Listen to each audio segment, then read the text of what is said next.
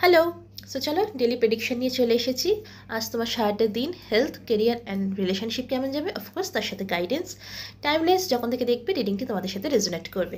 So তোমাদের health, আমরা যদি আগস্ট মাসের কথা বলে থাকি, যে আগস্ট মাস থেকে আমরা দেখছিলাম যে হেলথ নিয়ে কিন্তু ইস্যু যাচ্ছিল। কখনো কখনো তোমরা খুব হেলথের ওপর কাজ করেছো, একটু প্রবলেম সলভ হয়েছে হেলথে, আবার কখনো কখনো কিন্তু হেলথের প্রবলেম আবারও পুনরায় ফিরে এসেছে।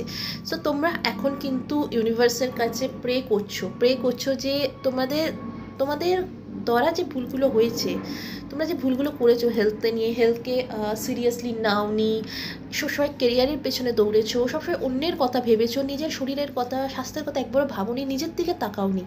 তো সেখান থেকে তুমি কিন্তু একটা সেকেন্ড চান্স পাচ্ছ, তুমি পেতে চলেছো। আজ সারাটা দিন তুমি পেতে চলেছো একটা সেকেন্ড চান্স তোমার হেলথ ঠিক হওয়ার।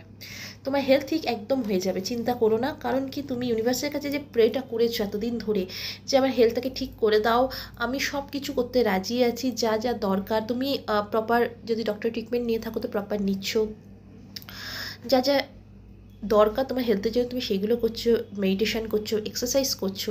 আর এর ফলে কিন্তু তোমাকে কিন্তু সেকেন্ড চান্স দেওয়া হচ্ছে, ইউনিভার্স তোমাকে সেকেন্ড চান্স দিচ্ছে তোমার হেলথকে ঠিক করার জন্য। তাই জন্য হেলথ নিয়ে যারা যারা তোমরা চিন্তিত আছো, তারা চিন্তা করো না, কারণ তুমি হেলথ নিয়ে কিন্তু খুব শীঘ্রই তোমার হেলথ কিন্তু ঠিক হতে চলেছে। ক্যারিয়ার ওয়াইজ এক্সিলেন্ট রয়েছে, তোমার কেরিয়ারে কিন্তু উইশ ফুলফিলমেন্ট হতে চলেছে।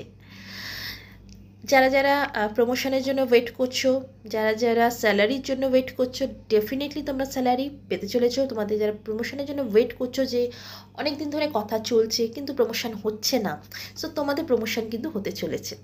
এর পাশাপাশি তুমি কিন্তু তোমার ফ্যামিলির সাথে কোথাও একটা বাইরে ঘুরতেও যেতে পারো, তুমি তোমার ফ্যামিলির সাথে। কারণ কি, আমরা আগস্ট মাসে দেখেছিলাম যে তোমাদের কিন্তু বাইরে ঘুরতে যাওয়ার একটা চান্স রয়েছে।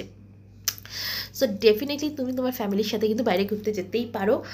তোমার ফ্যামিলি মেম্বার, তোমার বাবা মা, তোমার প্যারেন্টস হতে পারে, তোমার স্পাউস, তোমার ছেলে মেয়ে, এদের সাথে যেতে পারো, বা পুরো একসাথে সবাই মিলেও কিন্তু তোমরা বাইরে যেতে পারো। এবং রিলেশনশিপ ওয়াইজ আমি যদি রিলেশনশিপের কথা বলি, তাহলে রিলেশনশিপে কিন্তু তোমাদের প্রবলেম ডেফিনেটলি আছে। তোমার মনে হচ্ছে এখন, তোমার রাইট নাও মনে হচ্ছে যে তুমি সব কিছু ছেড়ে ছুড়ে পালিয়ে যাচ্ছ, তোমার মনে হচ্ছে তুমি বেরিয়ে যাই, তোমার ইচ্ছা করছে এই রিলেশনশিপটা থেকে না বেরিয়ে যাই। কেন এটা তোমার মনে হচ্ছে? কারণ তোমার মনে হচ্ছে এই রিলেশনশিপটা শুধুমাত্র টাকা পয়সা এসবের জন্য তৈরি হয়েছে। এই রিলেশনশিপে থাকলে আমার হাত পা বাঁধা, আমি কোনো কিছু করতে পারছি না, নিজে স্যাটিসফাই হচ্ছি না। সবথেকে বড় কথা হচ্ছে নিজের স্যাটিসফাই হওয়া, যেটা আমি হতে পারছি না। এই রিলেশনশিপটা আমাকে প্রচণ্ড পরিমাণে কষ্ট দিচ্ছে, এক্সট্রিম লেভেলের কষ্ট দিচ্ছে। সো তোমাদের যারা গাইডেন্স হচ্ছে, এই যে তোমাদের নেগেটিভ চিন্তা ভাবনা, এই চিন্তা ভাবনা থেকে বেরো।